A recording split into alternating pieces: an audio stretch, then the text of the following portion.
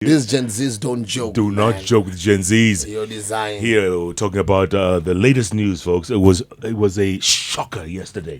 A shocker from State House. Your design. Ikulu. Nimewashisha cars. Washisha. Your design. And that doesn't mean that kuenda ku... Sikuvuta ile kitu.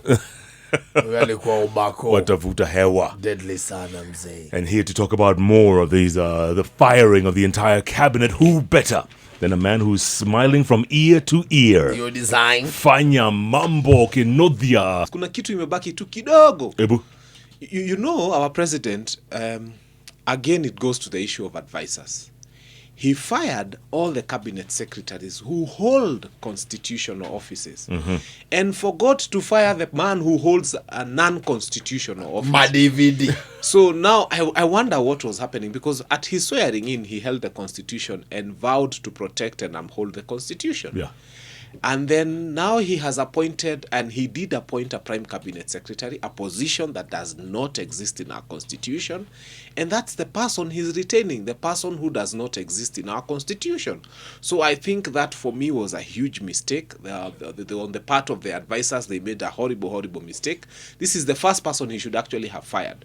And by the way, we should be demanding for a return of our money, all the money he has earned since he took up that position, because he's holding an unconstitutional office. And by the way, I discovered he has got 6 advisors, a personal assistant, and a secretary. And he's got an office of the spouse. And an office of his spouse. So Which was just about to be funded. Yes. So I ask Kenyans, and it's a question I have always wanted to understand. By the time you find yourself needing 6 advisors, either the advisors are so foolish that they have to be 6 of them and the advice is not bringing any impact, or the person receiving the advice is probably somewhere within McNaughton rules. Why would you have 6 advisors? Yeah. I mean, who needs them? Maybe you need one with a big belly. Maybe you need a slim one. You need a tall advisor.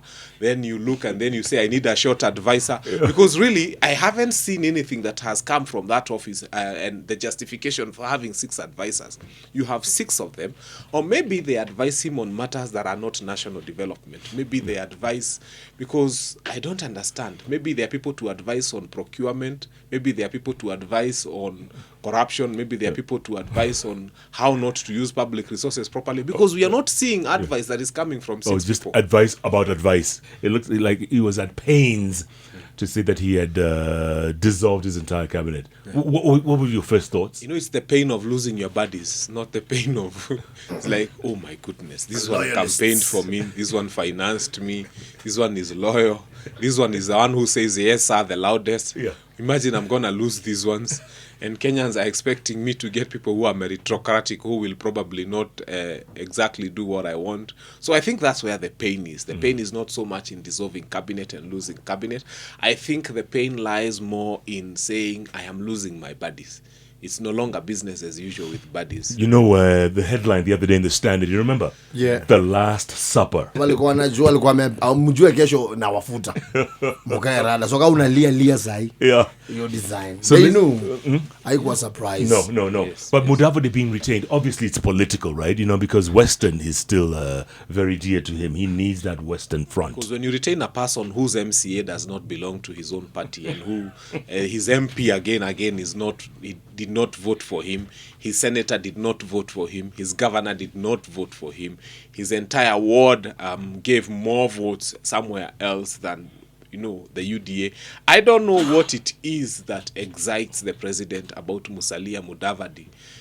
And I've heard them getting some very interesting names from some cartoon characters, but I don't know what makes them Tom and Jerry. Yeah, people are just calling them Tom and Jerry, Akishiba Hasumbui. And I think this is what I don't know, because the people who advise president, why do you want a person who cannot deliver votes from his own backyard? Yeah. So, and we are not seeing anything special that has come from the ministry. You would say, oh, this is a genius idea. It's going to change Kenya in this particular way. I think it's a high time he gets rid of all this baggage that we do not need. Okay. So now, what? Where do you go from here? First and foremost, he needs to elect a good cabinet. He needs to elect people who are so brilliant that they don't need 5 advisors. If you find yourself needing 2, 3, 4, 5 advisors, then you are too foolish to be a cabinet secretary. We want cabinet secretaries who do not need all those many advisors.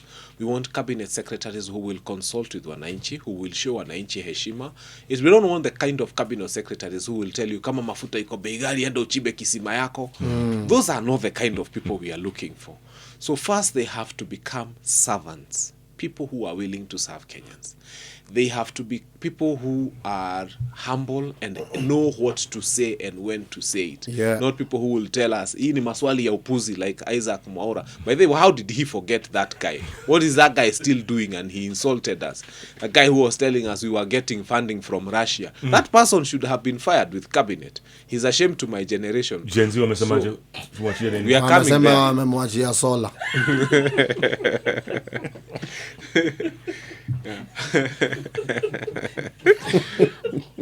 So this situation has to change. Raila cozying up to him, and people are saying it might be a coalition government. There might be nusu mkate. Nusu mkate, lakini Raila mwenyewe ameambiwa akae nyumbani.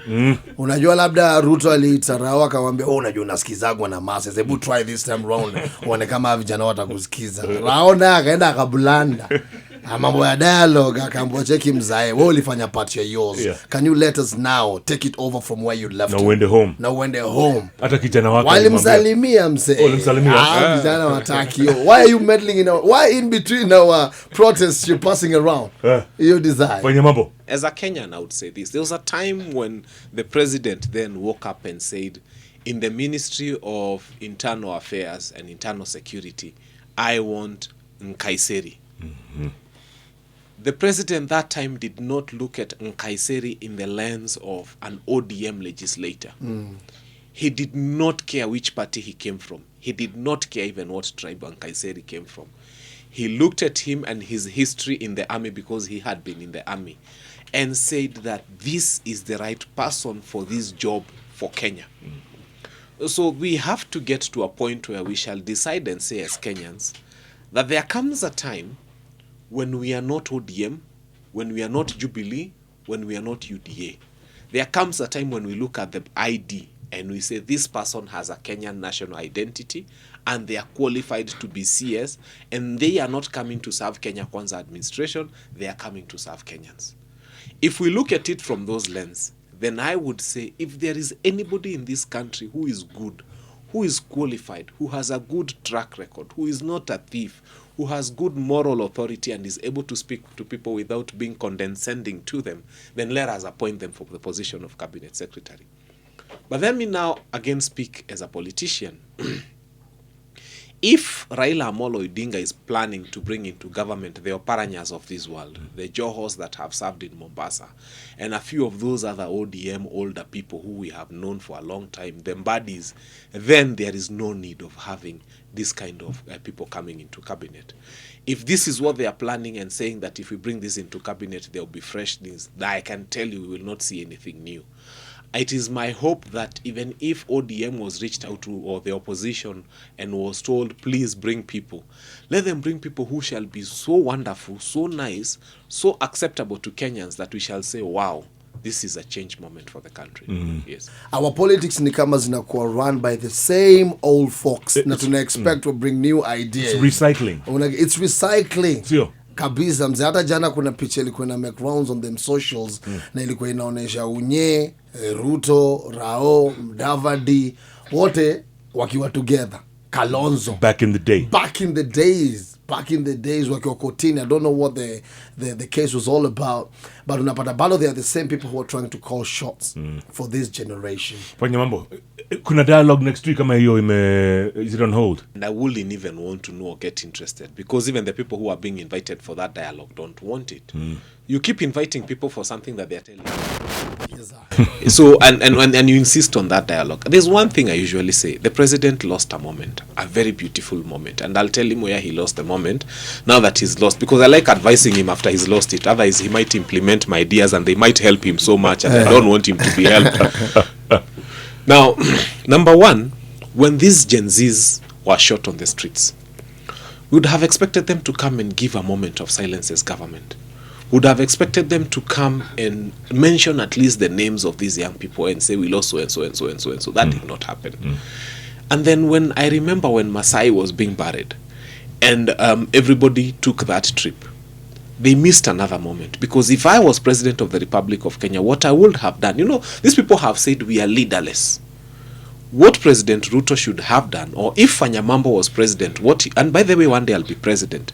You mark that. Of course, it's the only dream I've had all my life. So are you serious? Yes. I was born for State House, and I'm telling you that for free. I will be president, and I'll be the president who. Don't you see a Martin Luther king in me sometimes? When you look at me, there's a Martin Luther in this guy. You're not aware. So that will come. That will come in God's good time. All I'm trying to say is that the head of state at that point in time should have said, these people are leaderless. How do I make myself their leader? And one way he would have made himself their leader is to say, I cannot compensate for life lost. And the government will take long to do anything. But mimi, kama William Samoei Ruto, I am giving my personal niandikwe kwa kitabu ya matanga kama raia. Hiyo muandike William Ruto, msiandike president. Muniandike kwa kila kitabu 200,000. Hiyo tu ni ya kusaidia na mazishi. Then he would have called Sakaja and told him, you know what, or even the governors, any young person who was shot in a demonstration and wants to be buried in a cemetery, waive the fees for burial in a cemetery. You can imagine the triple problem of you've lost a person you love, you have to worry about where they are going to be buried, you have to pay even for the cost of the cemetery. Look at how he lost the moment. How many NYS buses do we have in this country? How many parastatal buses do we have in this country? On the day of the burial, we say, as your president, I have listened to you. Allow me to give you 10 NYS buses to be available to ferry all the Gen Zs and the young mourners who want. 10 buses carrying 50 people each, it would have carried 500 people. That would have been impactful. The problem is they never reached out to the Gen Zs at the point of need. How many of them are struggling to pay their bills at Kenyatta National Hospital and many other hospitals? They lost a moment. One thing the president would have done is he would have made himself the leader of these people who are calling themselves leaderless. But because it didn't happen, Fanya Mambo has a plan. I'll probably become their leader. God will show me the way. Tell me something. You think there was outside pressure for the president to do what he did? There has to be. I like what the Americans say. And in Kenya, I think they have invested here more than anywhere else within Africa. I stand to be corrected, but they have huge investments here. So they are not happy when things are not moving around here. They come here and they love our sunlight. Actually, there's America who told me if this was their country, they would never give visas. You have summer throughout the year. Imagine. They would never give. This is a very beautiful country, let me tell you. So, they have a lot of investments here, they have a lot of interests here. And the Gen Zs also, walisalimiana kila mahali, mpaka IMF and World Bank, and affected some communication system somewhere. And of course, that pressure will be felt everywhere. So, Gen Zs, congratulations for being brilliant. Yes, there was external pressure. And even if they were to be moved out of the streets, there's a lot they would still do that would mount pressure on government. And that's why the president was saying there was a foreign hand in this Gen Z protest. Ulisikia? Yes. Huh? Yes. Niyo kitu. They had a conversation. It was reported in the local dailies that kulikuwa na telephone between President Ruto and even the IMF. What do you foresee, Fanya Mambo, when it comes to appointment of the vacant positions? Do you think at a tap kwa some of the experience we've had as a country previously, because we know we've had cabinet secretaries who've performed well in the previous regime na vitu kama hizo, ama are we looking at a situation where we're going to have fresh minds, some known, others not known at all? First and foremost, avoid regurgitating anything we have thrown out. Please, Mr. President. Out of the ones you threw out, don't even dare to imagine that you're bringing Kipchumba Murkomen or any of them. Kenyans don't want to hear. They might be your friends, too bad. Let them go. Kindiki was good. People say he was good, but he presided over the government internal security at a time when young people were shot and killed. So it will be unwise for them to come back into government. So what those about ones are not an option. Past regime? Now, from the past regime, we had people who performed well. The problem the president has is that some of those who performed really well are already being proposed by Gen Zs to become the next president in 2027. I think if this was happening during President Ruto's second term, he would have considered having them on board. But it's happening during his first term. And now you bring in somebody like Matiang'i, and it is believed he harbors presidential ambition. It's like you're bringing him closer to power, and you're bringing him closer to the people, then to only wait for 2027 to stand out and vie against the president himself. So I don't think the president would make that mistake. But I still believe Kenya, from where those people came, we have others. Kenya has a beautiful reservoir of wonderful brains. It's only that the president doesn't have my name. It would have been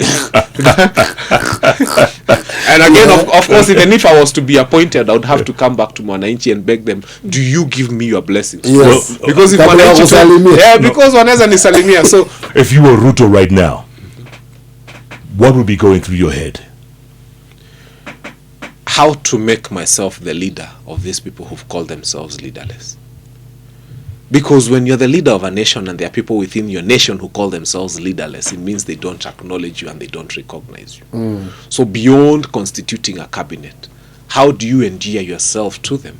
And how do you become their leader? I think that is the most critical thing. And me, I know you can win their hearts by coming to them at their point of need. Yeah. You're still the head of state. Coming to them at their point of need and saying, wait a minute, a few things could have gone wrong. But I feel I can stand with a few who've not been buried yet. If I was president by now, ningekuwa nimeandika kitabu ya matanga in all those places. I would have sent a personal representative. But please don't send Farouk. Send a personal representative to go to those people and just sign that book and say the head of state is not doing this as the president. He's doing this as an individual. And he's saying he's sorry, and he's saying that from the bottom of his heart he means well for this family. And he has sent 5 or 6 or 10 buses. I mean, they're there at NYS. I mean, but this country has got so many buses. If you think even of the parastatal. And he says that on the burial day, the TV screens and whatever, meet these families at their point of need. Waive their costs of burying people at the mortuary. Waive the hospital bills if government has to pay. Then provide even police escort. You can tell them, Musisalimia, I'll give you motorcade, I'll give you 5 bikes. Musiwasalimia, because they are coming in good faith. The minute you stretch out that when people need, the family feels that this government now cares. They see an empathetic leader, and that would endear him to them. But unfortunately, he's lost the script. Should we expect more radical changes or reforms from the president? Because things will not be the same again. As a cabinet, should we expect more? Because Gen Z now wanasema, apart from having sacked them, fired them, we need those who have been involved on matters graft to be brought to book. Lifestyle yes, audit. I think first and foremost, the problem is that, by the time fertilizer, I said 100,000 tons of it is moving from Mombasa to all over the country and being sold at 2,500 and getting to the point where we discover it has got donkey feces and it has got a lot of gravel that is good for affordable housing. By the time that fertilizer gets there, oh yes, we said the gravel can be used for affordable housing. And then it will fertilize the imagination of the engineers, and the houses will grow so fast. Don't throw it. I mean, it's a lot of gravel. 100,000 tons of gravel. So anyway, by the time that is happening, there is no way the president would have been unaware. And the fact that Parliament said that Kindiki must go, and then the executive returned. Sorry. Whatever. He likes hotels. He likes hotels. Yeah. The fact that they said this man must go and then he's brought back by the executive means the president knows something about it. I'm not saying he had a hand in the cookie jar, but it presents him as a person who may have had a hand in the cookie jar.